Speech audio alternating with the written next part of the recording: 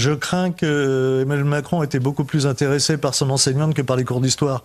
Parce que parler de décolonisation pour le Cameroun... Soyez sérieux oui, mais ça tombe mal parce que le Cameroun n'a jamais été colonisé sauf par les Allemands.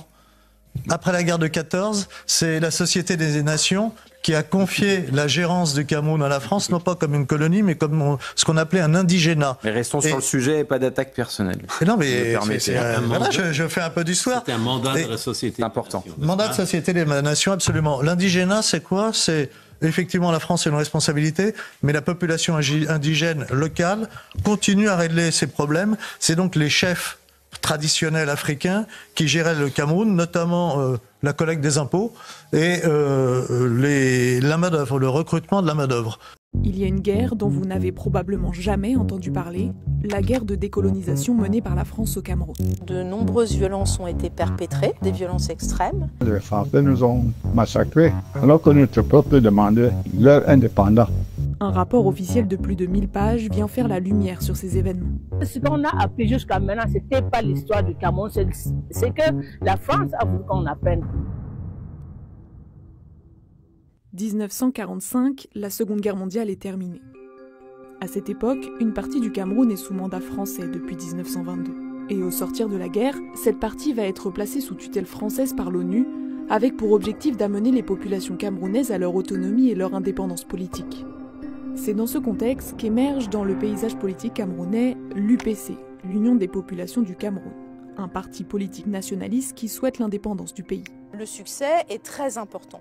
Et face à ce succès grandissant, les autorités coloniales sont très inquiètes. Et elles vont mettre peu à peu en place des stratagèmes politiques, comme par exemple la création de faux partis qui viennent contrecarrer les mots d'ordre d'indépendance, vont aussi favoriser des mesures de rétorsion vis-à-vis des UPCistes et des nationalistes. Comme la plupart sont fonctionnaires, en les mutant, en leur menant la vie dure et politiquement en les empêchant de se déplacer à l'étranger, notamment à l'ONU, pour faire valoir leurs droits. À partir de 1955, on rentre dans une répression qui devient une répression judiciaire. L'UPC devient illégal. Certains nationalistes vont être contraints, quand ils ont échappé aux arrestations, à prendre ce qu'on appelle le maquis, c'est-à-dire à se cacher, puis à s'organiser de façon armée. Les autorités coloniales surveillent la société, multiplient les contrôles et les arrestations. Et l'armée française va mettre en place des camps de regroupement, de la propagande, et va également avoir recours à de la torture et des opérations de traque et d'assassinat ciblés, comme celui du leader de l'UPC, Ruben Oumniobé, tué par l'armée française alors qu'il se cachait dans le maquis. Les historiens reviennent également sur un massacre collectif perpétré par l'armée française. L'un des événements majeurs de ce moment, c'est le massacre d'Équité, qui a lieu dans la nuit du 30 au 31 décembre 1956. Équité étant un lieu où se sont réunis à proximité dans une maison privée plusieurs militants UPCistes qui viennent de loin. Une réunion relativement pacifique, on va dire, puisque ce sont des personnes qui échangent bien sûr, mais ils sont considérés comme des maquisards, des combattants.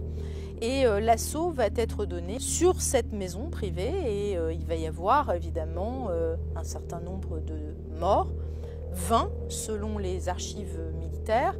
Pour les témoins locaux, c'est bien plus, puisqu'on oscille entre 100 et 200 morts, sachant que la réunion était assez importante et que très vite va se mettre en place un narratif officiel visant à dire que l'assaut n'était pas véritablement un assaut, mais que la plupart des personnes qui étaient réunies là étaient sous l'emprise de drogue, d'alcool et qu'il a fallu intervenir parce qu'ils étaient agressifs et violents.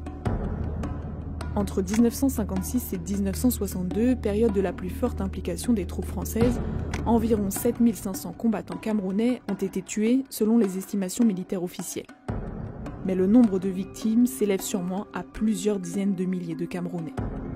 Et cela ne s'arrête pas le 1er janvier 1960, jour de l'indépendance du Cameroun. Car cette indépendance ne rime pas avec la fin de la présence française.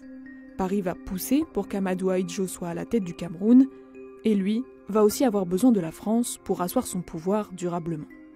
Le président Ahidjo a besoin notamment de l'armée française pour continuer à combattre les mouvements qui ne sont plus dits indépendantistes, mais d'opposition à Ahidjo, qui sont encore très vivace. Il est important de comprendre que les autorités françaises vont rester présentes autour de la personnalité d'Ahidjo pendant plusieurs années. Ce rapport, qui fait la lumière sur ces événements qui se sont déroulés jusqu'en 1971, a été rendu au président français et camerounais en janvier 2025. Jusqu'ici, la France n'a jamais reconnu officiellement son rôle et sa responsabilité dans cette guerre. C'est d'ailleurs l'une des recommandations des historiens. Nous sommes des historiens, nous avons fait notre part du travail. Nous attendons maintenant que les politiques fassent la leur.